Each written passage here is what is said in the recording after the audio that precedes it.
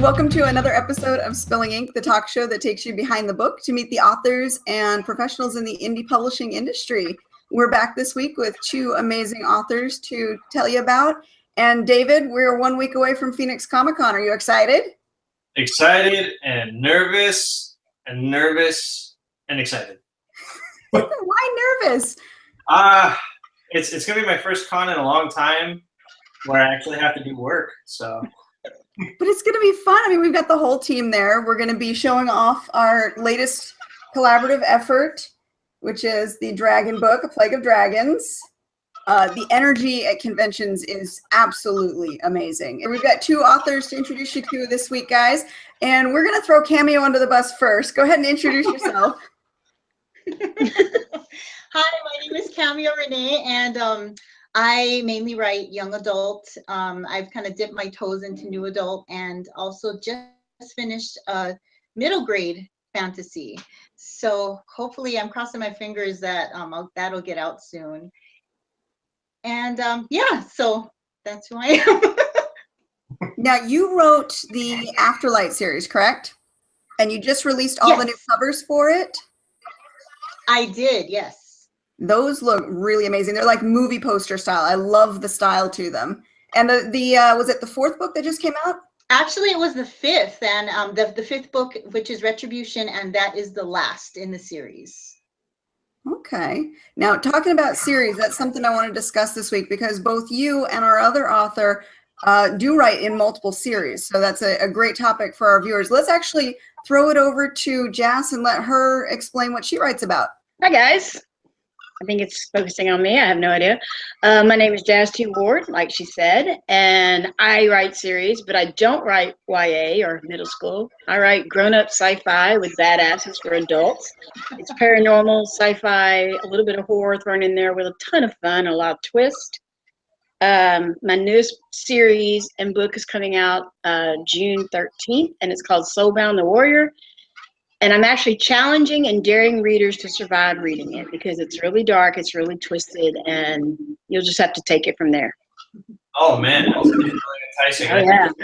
I think everybody's gonna reply to that with a resounding challenge accepted. Challenge accepted. Go for it. I dare all of you to read it. You too, Cameo. Come on. Oh, I will. Oh, good. Now, writing a series is hard because you're not only creating a world, but you're extending that world into multiple books. What made you guys decide to go the series route versus just writing a standalone book? Well, I actually wasn't sure what I was going to do. I didn't plan on doing a series. I thought maybe 1 or 2 books, but the story ended up taking a bunch of different turns that I couldn't finish in 1 to 2 books, so it just kept going, and I just kept on with the characters until they said it's done. That's a good answer. I like that. You know, and the characters do kind of direct the plot. In a lot of stories that we write, we think we know where the story is going to go, but as we're moving along, you know, plot twist, character doesn't want to do what you want them to do, and then you're going down a completely new path, which actually makes writing just as much fun as the reader reading it. Exactly. So I'm wondering, are you feeling a sense of like, are you sad that you were saying goodbye to your series, or are you happy? How do you feel about that, about ending it? There's mixed emotions. I was excited because, you know, it's the ending of a complete series, and I was happy with the way it ended. But then again, I missed the characters because you've been with them for like a year or, you know, 1.5 to 2 years on this journey. And so, yeah, I mean, you miss them, but you're glad it's over. I know exactly where you're coming from. I get that. I have a question regarding that. Is that okay for me to ask questions? Oh, absolutely. Cameo, when you set out to write your series, did you decide when you started how many books it was going to be? You know, I didn't put a set number. I just kind of let it grow. I just said at first when I did Hidden Wings, I said it might be a dual or a trilogy, but I wasn't sure, so I left it open, and it went to 5. Okay, cool. All right. Now we'll throw the question back at you too, Jas. Tell us, you know, about your series writing. Do you start with a preordained set of books, or do you just let the characters take over? I actually had a preordained set of books. I think there's too many series, and I appreciate that Cameo ended hers. I know it's sad, but I'll explain why I appreciate you ended it. There's so many series out there where the authors just don't seem to know when to stop. It's like the books start becoming, the same thing with, different names. And I didn't want my series to become that way. The Shadow Keeper series, I knew it was going to be, 5 to 6 books. And the reason I decided to do a series is I'm an old fan of the serial movies, like Indiana Jones, where it leaves, it has a happy ending, but it moves on to, it gives you a taste of what's fixing to come. So you move on to the next. So it's a serial. So I wanted to do those kind of books. I have the whole story, and each book is a part of the continual story. It's not cliffhangers, but there's a happy ending for the characters that are involved. But there's all these conspiracies and twists and things that leave you wondering, oh my gosh, what's going to happen with this and what's going to happen with that. And like Cameo said, there was just too much of a story to do it in one book. It would have been huge. We're talking bigger than a phone book for LA, huge. So that's why I decided to do this series. But like her, I decided I'm not going to let this series just play out until it's just the same thing over and over. So, she probably, feels the same way. As an author, we have to understand that every story has a beginning, a middle, and an end, and that's just the way it should be for readers. Absolutely. When I wrote my Chronicles series, initially it was only meant to be 3 books, and it was one major plot that had very distinct breaking points. So I broke it into 3 books and wrote it as a serial. So I put the first 3 out in quick succession. And the readers actually wanted to know more. So it became an extended series because of that, but it didn't go past 6 books. I couldn't push it past that and still continue on and have that same feeling in each of those books. Right. Well, I'm wondering, because writing just one book is kind of a daunting task. Like, what got you guys started on writing to begin with? With me, I'm a little bit different in how this series started. I started doing fan fiction online, and I created this character that everyone felt is an original character. Everyone fell in love with this guy. Well, I wanted to stop writing fan fiction, so I actually killed him dead. I wrote his death. He was dead. I had no idea. By that point, I had about 9,000 followers reading this stuff, and they revolted. They sent me hate mail. I got nasty mail in my actual P.O. box. There was a petition started on Facebook where they had over 1,000 signatures to bring this character back. And I'm like, he's dead, guys. He's dead. Done. So they challenged me. I had to come up with an idea to bring him back to life. And that gave birth to this series, to the Shadow Keeper series, because I had to bring him back as a whole new species, a whole new type of being that, could be immortal. I didn't want to do vampires or werewolves or any of the usual stuff. So I created whole new beings, a whole new world that was different than anything that was out there. And the series was born, and I loved it. That's really fascinating. That's crazy that, first of all, that fans revolted so hardcore, and they're just like, no, no.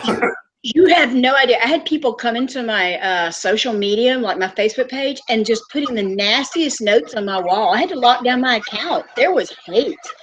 And it really made me realize they believe in the people we create. These characters are alive to them. And I just killed off one that they apparently really, really loved. And it was a wake-up call. It's like, they believed he was alive. And it really made me want to give him back to them, which I did. That's such a cool story. I am so glad that we heard that. That's great. Thank you. What about you? What got you started? Well, I actually started just writing short stories online and just posting them and seeing I was in like a community, like a writing community where, I just wanted to throw my stuff out there and see, we did like just little things like little contests and things. And, I got such good feedback. So I decided, what, let me just try and see if I can write an actual novel. Right. So I actually started the middle grade one that I just finished. And, I had a dream one night, and the dream actually turned into a totally different book. I started writing it was actually my debut in my dreams, which is a YA paranormal romance. And so I knew nothing of how to do it. I was Googling everything on how to start a book and how to format it. So it just started with that. At the end of that book, it just turned into like this whole paranormal thing with guardian angels, and that actually sparked the next series, which is the Hidden Wings series, and that's actually my best-selling series. That's incredible. I mean, it's weird how our minds are working even while we're asleep. I mean, some of the coolest ideas come out of the blue, whether it's in your dreams or whether you see somebody on the street and you're like, oh my God, that's my character. You know? Yeah. It's crazy where it can come from. So I really like both of those stories. That's cool. Now, what's coming up next down the line for you? I know that, Jas, you have a new one coming out next month. Right. The one coming out is called Soulbound the Warrior. It's the one that I'm challenging people to read. It even has a viral hashtag, Soulbound Survive the Read. It's pretty dark. I was told years ago that readers don't want dark, intense, down to the gut type of stories. I didn't like that. I don't think we should judge what readers can and cannot handle. My demographic, as most romance is women. And so, well, women want, happy and fluffy. And I'm like, no, we don't. We want gore and scary and dark and intense. And we like all that too. So Soulbound actually got shelved a few years ago because I was told readers aren't going to want to read something that's dark and intense. I decided to pull it back out because readers have evolved. I think the whole romance genre has evolved because we've created all these worlds where there are dark and scary things. And so I'm releasing it June 13th. It's getting really great ARC reviews, really great peer reviews. And readers are loving it. I mean, they love being taken to places they didn't think they could go, and I invite them to go into my dark all the time and hope I see them on the other side. And so far, I'm really glad I put it out there. So yeah, it's a challenge to read. It's going to take you to some really bad places, but I make it worth it, or I keep telling you that until you reach the end anyway. So yeah. You'll only know if you reach the end. That's right. Now, do any of your series cross each other? Do you take elements from one book and put it into the other, or are they completely separate? Completely separate. Yeah, I have the Shadowkeeper series. It's about the grid. It's about a secret world, a secret war within our world that, police, firemen, and army are all working on, like moonlighting. You don't know they're working for this supernatural grid with all these badass paranormals that are composed of the worst from hell, and they get a chance to redeem themselves. And if they're good little boys and girls, then they get a chance to live again. So it's a really cool story, but they work right next to humans, the real heroes of our world, the firemen, the police, the school teachers. They're all secret parts of the grid. So that's what the Shadowkeeper is about. And then Soulbound is just totally different. It's more of ghost and being haunted and things of that nature. Okay. And Cameo, same question to you. What's coming out next, and do any of your series cross over into each other? My two series are completely different. The Afterlight Saga is post-apocalyptic, dystopian. Yeah, it's completely different from the paranormal romance with angels and the guardians and the handsome, So yeah, they're totally different. But each was so much fun to write. I mean, just having differences is fun. And what do you have coming out next? I actually have a spin-off series from the Hidden Wings. There's just too many readers that wanted more, so I decided to do a spin-off of the Guardians in the book. So my first book is actually coming out next month. Yeah, summertime is a great time to release books. Now, you work with a publisher, correct? Yes. How is that working with them, and how fast do they get your books out? They get them out pretty quick. They work with me. The main one is my editor, because she is like booked for the whole year. So I have a slot that I have to get my books in, or I'm pretty much history until the next opening. Yep. So yes, but as soon as it comes back, I mean, they work with me pretty quickly. Like within a month, it's from editing, it's released.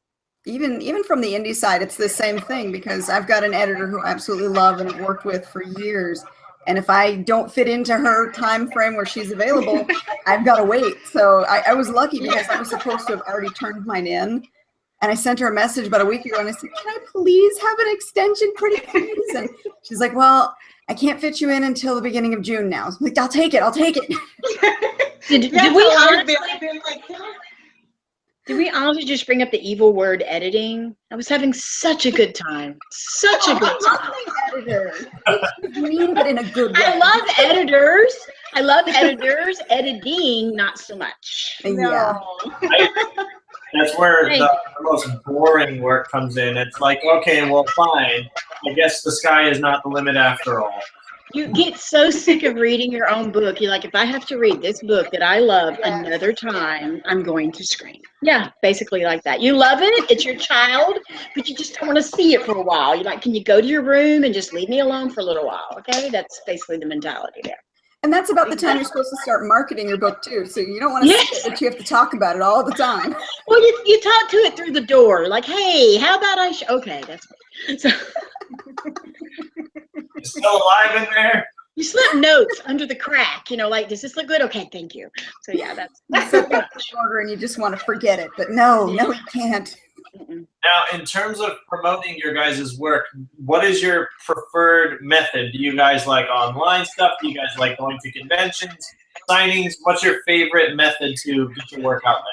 I do most of my promoting online, but I do have like a fan club that I started in the beginning of the year, and it's kind of picked up, and it's exciting, to have people excited about your books, and they jump on and help share and all that. We do like online parties, but I do also love going out to meeting them personally at the conventions. That's a lot of fun as well. With me, I love doing takeovers, which Cameo probably knows. Is this where you go onto these different reading groups and different blog groups, and you just throw stuff at them virtually, and you hope they like you.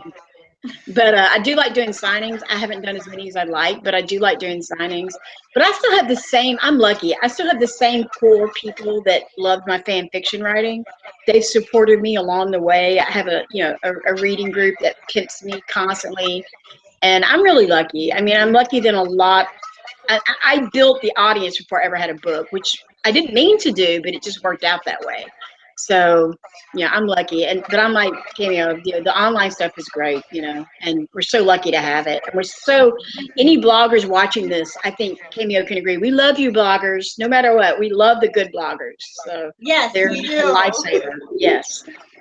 Wow, that's amazing to see such support. I mean, I'm a little jealous. You should be. We're awesome. Yeah. No, seriously. Like, I mean, I feel lucky when somebody just leaves a review or a comment, but to actually have a group championing your work, I mean, it feels so motivating. Like, I would get my work done so much faster if somebody would just go. Well, we'll do that for you from now on. Well, me and Cameo will tell you to go. Yeah. You can use however you wish, I guess. It's kind of bloated, but set that up badly. Just take that out. No, I'm joking. No, that's fine. The online reading is really good, though. It's a great way to get your fans together and to kind of build a rapport with them. You give them, almost special access that nobody else gets to see. I mean, even on your regular Facebook page, you post some things, but in those reader groups, you get to post more. The teasers, they get the first chance at looking at arcs and things like that, and it really helps build that motivation and make them want to champion your work even more. Mm-hmm. Exactly. Right. A few years ago, I had a couple friends who were doing this ongoing zombie story, and they actually got quite a following from it too. It was 4 or 5 people, and each of them would pitch in a little bit of the overall narrative. It was fun. Yep. That's how I started out. In fact, the character that I killed off now has more followers on Facebook, more followers on Twitter. He gets invited to do signings more than I do, and he gets more requests to autograph the books. So the main characters actually autograph the books too when I get autographed things. So they love him. They think he's alive. So he's really good at pitching and I now have 12 people that write the books and fan fiction, and they help promote it too. So. Wow, that's awesome. Now, how do you manage that social profile along with your own? I don't. There's other people doing it, which is awesome. They wanted to play my characters, so they manage the profiles, and they come to me with ideas, and I give them input on the story ideas they have.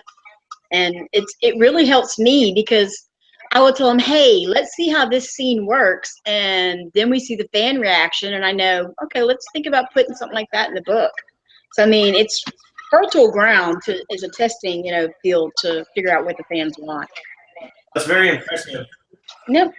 that you have this constant, like, you got your whole, it's kind of like an online ongoing theater group. Like, It is. you got an audience. Mm-hmm. That's great. Well, and they direct you. your traffic too. They tell you what they want to see next, so that you've got that creative well already ready to go. And the fans love reaching out to the characters and actually talking to the characters. You know, I love whenever somebody says, "Hey, is Reno around?" I'm like, "I don't know. Go ask him." And you know, the person behind Reno is like, "Hi, here I am," and it's awesome. I love it. Do those people who moderate the characters, do they come with you to events and stuff? I would like them to. I had, you know, some of them I've never met. They've read the books and then they found out that we do fan fiction and they join up that way. But I've met quite a few of them and they're awesome. I would love to have Reno, but you know, he's fictional. But I would love to have him at, you know, the signings. He would probably get more people in line than I would. I'd be sitting there going, "Hello, I created him." But yeah. Who was that, Katie? There was somebody, we had a guest on who said that they had a model that was their character, and they trooped them through the convention center, and people were just clamoring for this dude. Oh, I know what you're talking about. It wasn't the actual author. She was telling us a story because she was a PA for this author too. Yeah. Edna Walters. Yes, yeah, and she had hired the model guy to sign the books, and you know, he was like hunky and melted everybody's heart or whatever. All the other people that were actually boothing were pretty miffed because it took so much attention away from them. Well, you know, you got to think outside the box. So, Yeah. Right. So we need to get a hunky guy then for our booth. No shirt. Whatever. No shirt. Yeah. Do you think we could come up with something in a few days? Why not? I don't know. Talk to your guys' book models there. Yes. Oh, all right. But, you know, speaking of what we do to get attention for our books out in public, do you guys do any live signings, anything coming up down the line? I have just one this year, PenCon in St. Louis, September 29th and 30th. That's the only one I'm doing this year. I have a couple in Texas, and then I have one in London next year, and then the Bahamas and Dublin the year after that. But I've been lately trying to keep the signings locally because it's so, I mean, Cameo will agree, it's expensive. By the time you pay for everything, it's just expensive. So, you know, I'd much rather put that money back into the books. Yeah. So, yeah, so I'm kind of keeping it regional. Now, when you do these signings, are you getting invited to go out to them, or is it a participation thing? How does that work? I was really excited that I started getting invited to signings because I used to like, "Can I please come there? I know you've never heard me. I know you don't know who I am," but I actually started getting some, and Cameo, you're probably the same way now. We actually have them coming, you know, when you have them start coming to you, it's like, "Oh, they knew who I am. That's a big deal." I'm kind of a big deal, you know. So. Finally, I get invited to one. There you go. Yes. That's something we're aspiring to. I want to be invited to something. I'll invite you to something. Oh, good. Okay. It might just be a Tupperware party, but I'll invite you to something. Can I bring my books? Yes, of course. So if somebody was new to your work, what would be the starter book that you would suggest that we get them on? Oh, for me, it would probably be The Debut in My Dreams. That Which is a good book. Oh, thank you. I love it. Sorry. For me, it would depend. If you want to see what romance the Ward way is, which is contemporary romance, no paranormal, no sci-fi, it would be Love's Bitter Harvest, which is still twisted because I can't seem to write a happy, fluffy read. If you want to jump into the Shadow Keepers, I would recommend Bounce. I'd say Candyman and Madness, but everybody seems to like Cowboy the best. And it's kind of written as a standalone, and it gives you a full, you know, view of everything. So Candyman, Madness, or Cowboy for the paranormal series. All right. I just wrote Candyman. I saw you're noting them down. I'm so proud of you, Kimmy. I was like, look, she's writing I was like, oh. I was trying to be all cool. You messed up my cool.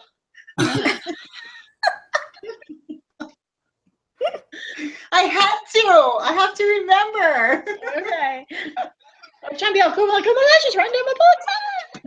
Now, in terms of your working schedule, how do you guys stay on task when you're developing your books and stuff? Like, do you allot a certain amount of time, or you just work where you can fit it in? What's your guys' regimen like? My day is totally messed up. I really don't have, I've got all kinds of things that happen here. So I have to just work writing into my day. And it usually doesn't happen till nighttime. So it's like I'm trying to cram as much in as I can, you know, before I fall asleep at the computer. With me, I'm a chronic insomniac. I get like 2 to 4 hours of sleep a night. Literally, that's my normal schedule. And so when most people are watching TV or movies, I'm writing. So, I write all the time. I'll be honest. I set up where I can sit in the bathroom and write if I need be. I know it's terrible, but I do it. Can you write with the TV? I can't do anything. If there's any talking in the background, I can't work.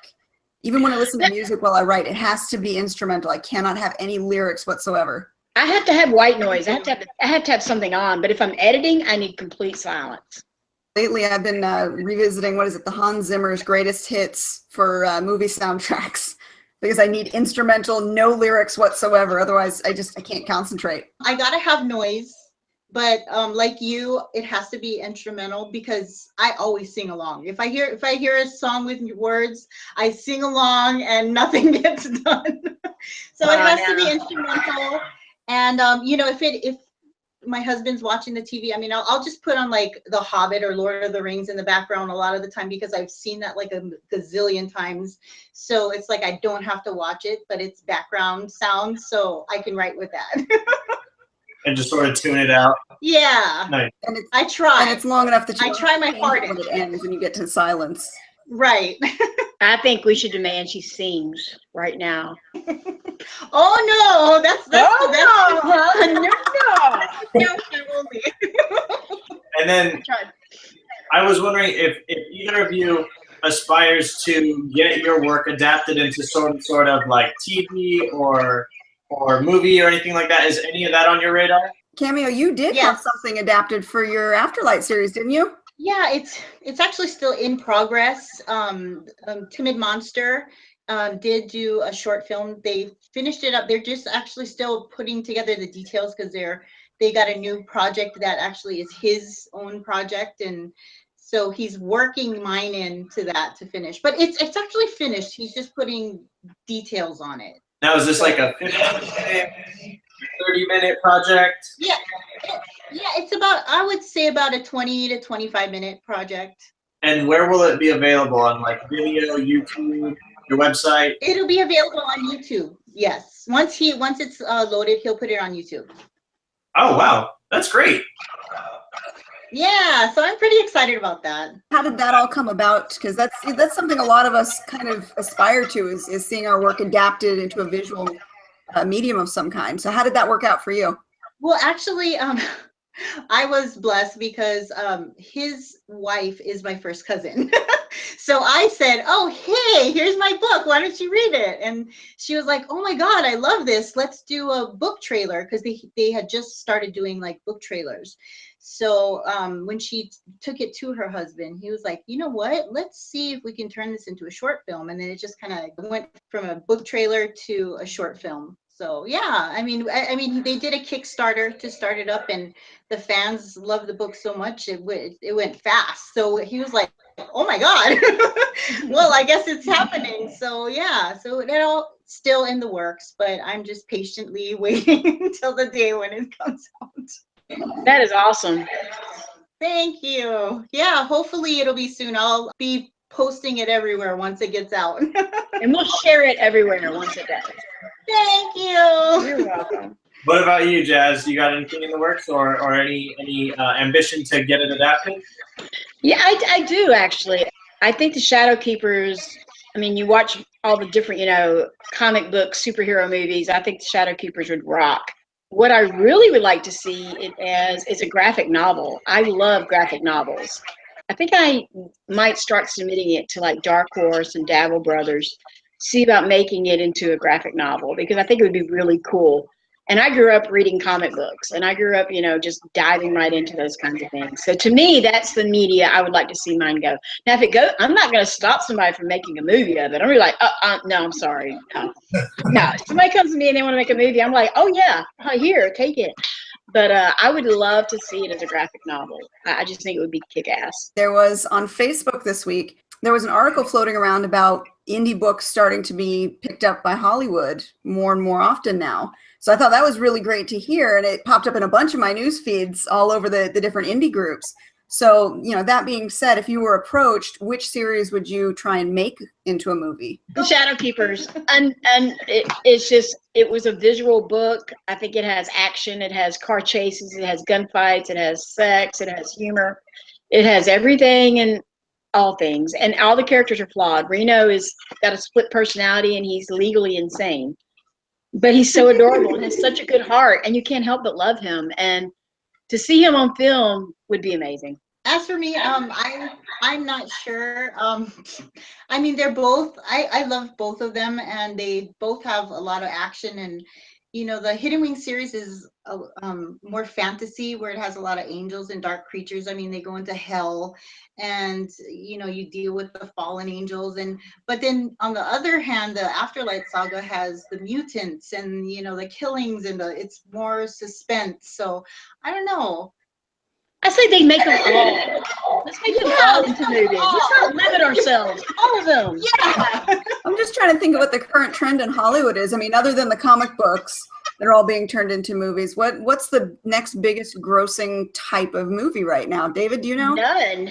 I would say that horror is pretty popular. Horror's on the bubble. Hollywood's been having a real problem. That's why you're seeing so many remakes. Yeah. They're having a really problem. They're losing money on so many different movies beyond, you know, the Avengers and your DC Marvels. So they're trying to either remake what they feel will be successful. I mean, you have A Star is Born, you have so many movies being remade. But yeah, I think horror, and I think it's a reflection of the times. You know, people just, they're feeling very dark and angry right now. So they want to see more dark and angry. Well, And so that's good for me because my books all have horror in them. So go me. Well, there you go. Well, we've gone through a dystopian phase for a while with the Hunger Games, the Maze Runner, the Divergent series. The Host. The Host, which I liked. We went into more of a space opera style with, what was it? The Space Passengers, Interstellar, The Martian, kind of running in different cycles. So I'm all for horror. Let's go for horror. We need a big budget action horror love story. What is that one that's coming out? It's like a big crazy space story. That one's coming out pretty soon. Kind of over the remakes. Did you see that they're going to be bringing the Dark Crystal back? And no, blasphemy. Blasphemy. And the other part of me is going, don't the Labyrinth. No, childhood. No, that's like, don't remake the Labyrinth and, you know, the Princess Bride. There's just some movies you cannot touch. I don't think they're remaking it, though. I think they're just extending the story. Don't touch it. Leave it alone. Yeah, I think it's going to be a series. Don't touch it. I'm excited on one end, but on the other end, I'm like, just don't screw up my childhood. Don't do it. Thank God. Yes, exactly. I can barely remember my childhood. Don't screw up what little bit I do. I mean, it was Labyrinth, it was the Dark Crystal, and what was the other one? There was a third, Princess Bride. Princess Bride. And what was the one with Tom Cruise when he was very young? Oh, Legend. Legends. Yes. See? Yes. Oh, and Willow, too. Don't forget Willow. And Willow. Oh, Willow, yes. And then, see, we're just going to keep going. But those cluster films in that period are the best. That was my childhood. Yeah, that was after mine. But still, I love them all. I would still sell my soul to get a book turned into a movie, I think. I don't know if I'd sell my soul, but I would definitely put it in hock. Maybe lease it. Yeah. Put it in pawn, you know. Make sure I get it back, but here, you can keep it for now until you get the movie. You know, it's the next step in the process. You know, a lot of the books that are out there are wonderful and could be turned into great movies or a TV series too. Let's not forget the small screen. And I think, you know, with the current trend of Hollywood just remaking things and rehashing stuff that we've already done or taking series out way past their sell-by date, you know, they Yeah. could really be delving into this, and it could bring a lot more clout to the community as well, because there are these wonderful stories out there. You have Netflix and Hulu too that have their own production companies that they're producing their own original content. So I mean, it's definitely the potential's there. Yeah. Oh yeah, absolutely. I just would want to be a consultant. I don't want to just hand it over. I want to be, you know, executive consultant or artistic consultant. I want to, you know, have some say so, you know, whatever it's worth. But I wouldn't want to just hand it over and go, take my baby and bring it back as a totally different baby. No, I wouldn't want that. Yeah, like look at World War Z. That was barely anything that you could call, you know, faithful to the source material. Agreed. It was a completely different film. But the movie that I was talking about is called Valerian and the City of a Thousand Planets. Has anyone else here heard of that? No. Yeah, Only you, dude. Only you. Valerian and the City of a Thousand Planets looks incredible. It's really crazy looking. So that's the one that I am genuinely surprised got produced. I'll have to look it up when we're done. Trailer. Yeah. It is interesting though to see. I mean, like Game of Thrones, for example. George R.R. Martin said, "No, this will never be adapted into like a movie." But then they turned it into the series, and there you go. Money talks. You know, I do like the idea of going TV series though, because you can take time to really get into the characters, to really get into the plot. Whereas with a movie, you've got what, 3 hours max, and that's it. Yeah. The Cameo series, yours would be great for like Disney Freeform, and I think I heard somewhere that Netflix was talking about starting a more YA friendly channel type thing to deal with like their teenager YA. So I mean, her series would be, I could see yours totally as a series like that, because you know they did it so many times on Disney Freeform. There's been so many that's been done. I don't think either one of us would say, no, you're going to pay me money to make my books be something. I'm sorry, no. But yeah, I agree. There's so many different avenues that weren't there before. I mean, there's online streaming, like with romance, there's Passionflix, which is a crowdsourcing production company now to make romance novels, many of the indie romance novels, into a movie or series. So I mean, there's more avenues cropping up every day for us to get our material out there. It just has to be found, you know, and that's the hardest problem. It's pretty crazy to be like, it's harder than ever, I think, to get a film produced, because you do have things like Netflix, you do have things like Hulu, you do have things like what you just mentioned, Passionflix. For example, Power Rangers, right? Okay, Power Rangers is one that just came out, and now supposedly, like, they're saying that it didn't do well enough to deserve the sequel, right? But that movie still made a ton of money. It's just interesting. I don't know. I almost feel like if things continue the way that they are trending, I feel like we might see even less actual films produced, period. Because, like Katie said, you do only have 3 hours to get it all done. And I don't know, it's almost worth it. It's more worth it to do the series because, first of all, you have more to offer, more episodes to offer than a film. You get more time to break down these worlds and experience them. And I don't know, I mean, it's pretty crazy. I think some of that mirrors too with the book writing community as well. You see a lot more series writers nowadays than you did before, because people want that continual saga. They want to know more. They want to learn what else is happening with those characters. So more often than not now, we're seeing a lot of people going back to the serial novel. They're releasing shorter, faster, continuous stories, whereas they used to just put out, you know, maybe a standalone novel and that was it. Right, and when we talked to, I believe it was Craig, he said, you know, I can write one book that is like 100,000 words, or I can make 3 books that are 30,000 words, and you can charge like $3 per. You're making $9 instead of $3. Yeah, that was Craig DeLuey too. And I agree with him that, you know, sometimes writing in that quick, what was it, the dime store novel? Yeah, you know, they used to have way back in the day.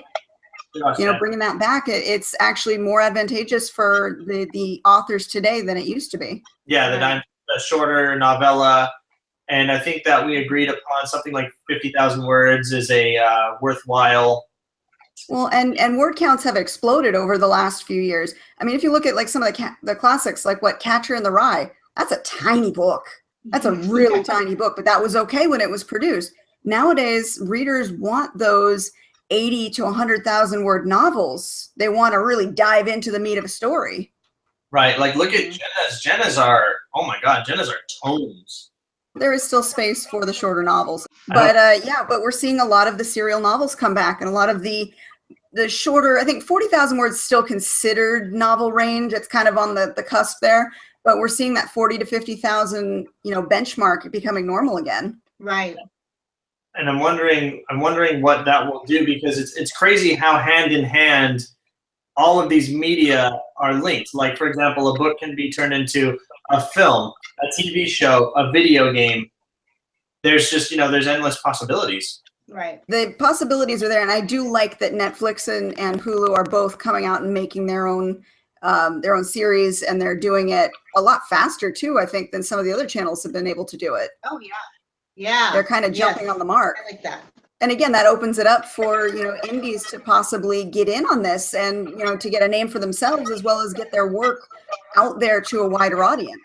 And it's amazing how fast everything can happen too. Like the author of The Martian, for example, I mean, boom. Yeah.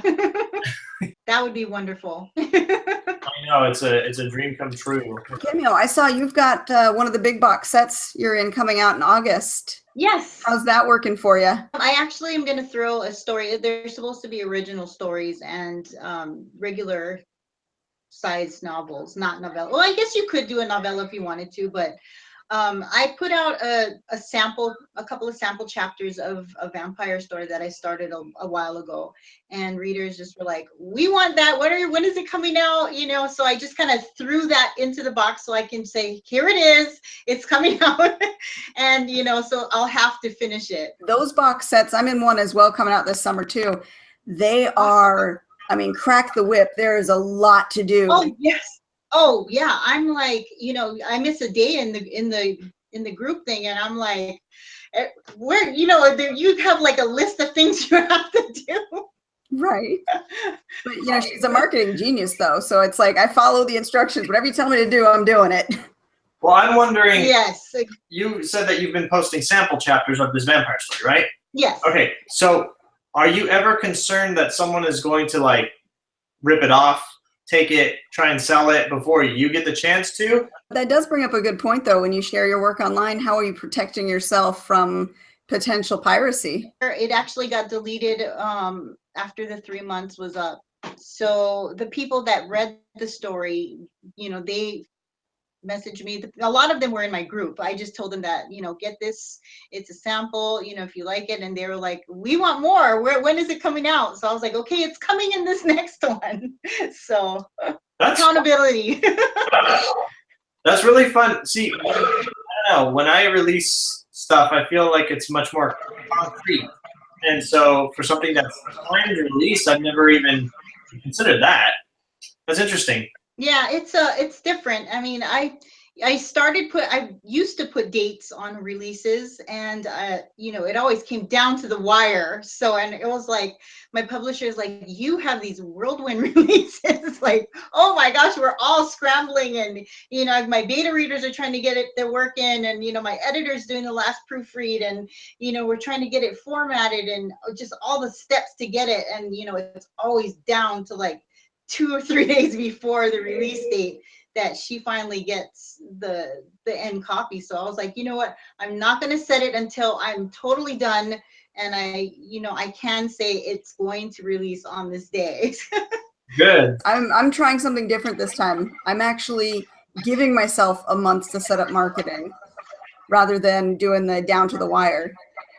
So I'm hoping that'll actually help give me a better release than the whole slapdash, let's get it done as fast as humanly possible that I've been doing. I try to have my book done 3 months in advance, and I send it off to formatting. And in that time, I'm contacting blogs, getting my press release ready, and putting it up on NetGalley. I like to put it up on NetGalley about 2 months before, so that way I can start getting some ARC reviews, which is why my book already has reviews on Goodreads and stuff to go. NetGalley is really great because you can get out to libraries, booksellers, distributors, things of that nature. And then I just start, pimping the hell out of that sucker.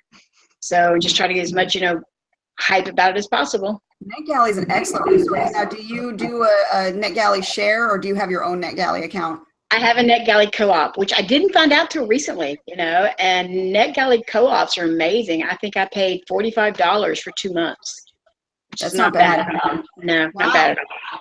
So now you've got a really nice organized release schedule. I feel like I'm like by the seat of my pants when I release a book.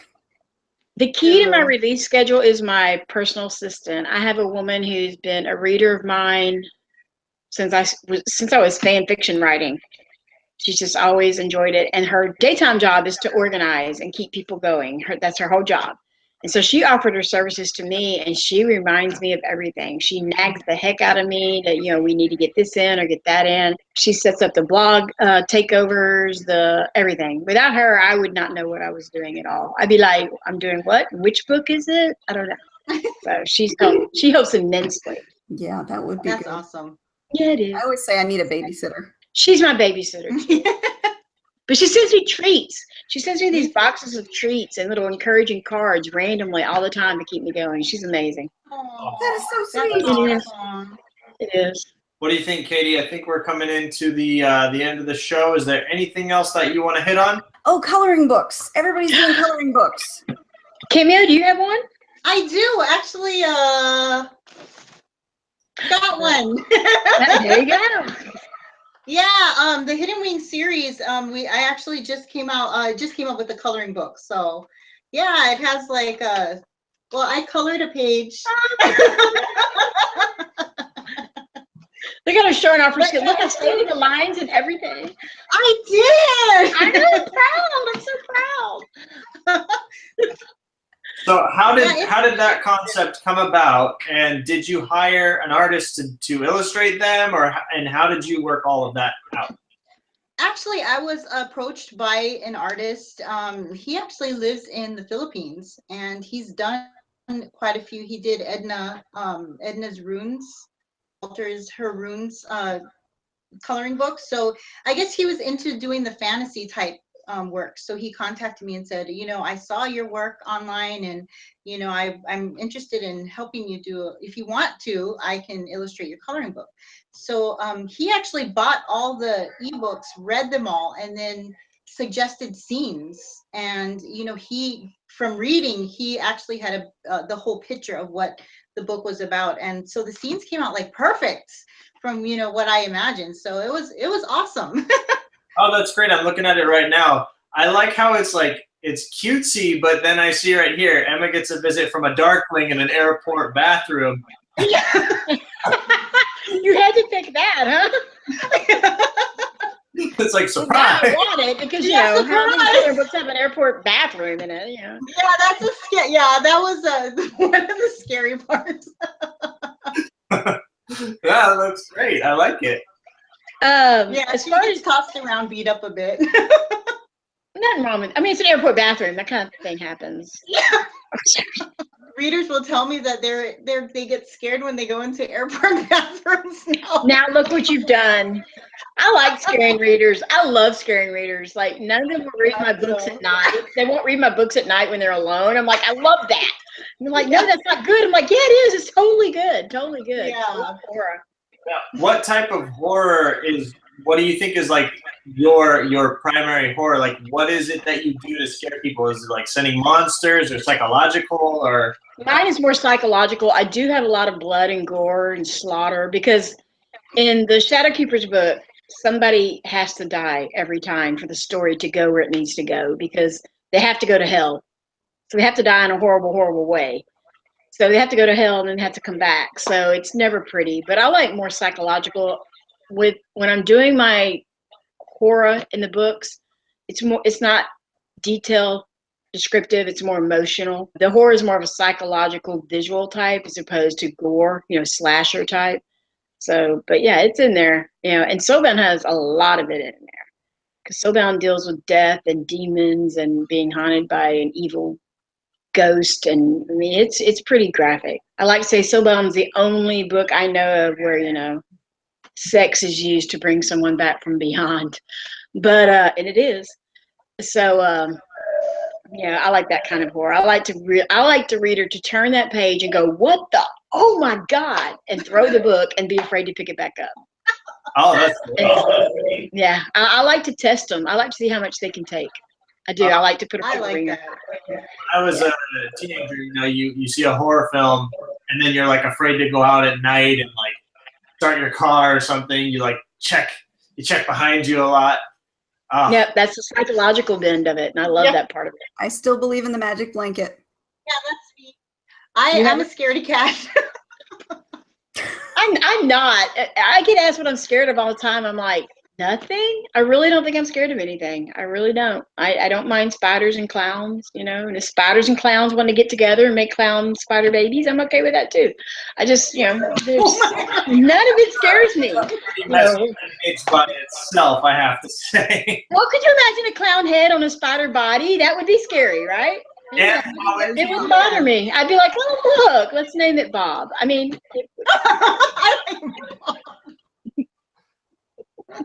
Nope. nope. You're like, nope. Set the house on fire.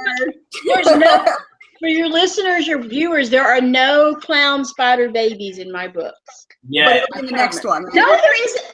There might be in the next one, but not in any that exists.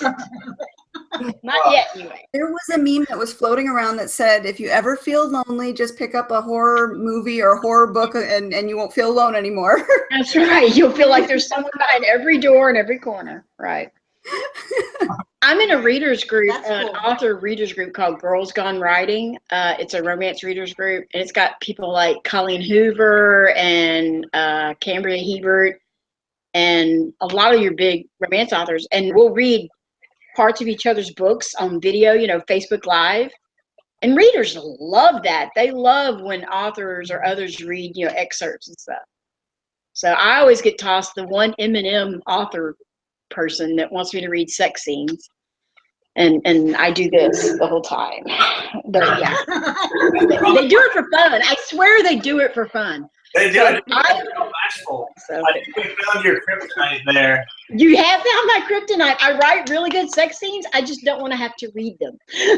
So, but yeah, that's my kryptonite. Thanks. Now everyone will know. We'll know your weakness. That's right. I'll have my clown spider to defend you off, so it'll be okay. From the Works on me. terrible sex scenes. I can't. That's why they picked me to read those, because I would just like, oh, do I really have to? Oh, come on. You All know? right, Jas, I'm sending you Mated just for that. Okay, you do it, and I'll video reading some of it just for you, and you can put it wherever good. you want. Yeah, you'll see my head under a blanket and my voice coming out from this blanketed hump as I'm reading that. So, yeah. It's like, okay. It's called reading under the covers because I really don't want you to see my face while I read this. Basically, yeah. Because it's glowing red. It's glowing red. It's got the oh, come on face. It's like. All right, well, I think we have exhausted our time for this week. You guys have been so much fun to talk to, let me tell you. Thank you guys once again for hanging out with us. It has been a pleasure talking with you guys. It's been so much fun. I mean, this is probably our funniest show to date. So thank you, Cameo. Thank you, Jas. And we will touch base with you guys again shortly. And as always, links will be at the bottom of this video for our authors so that you can find their books online. And we'll talk to you again soon. Bye, guys. Bye. Thank you. Bye.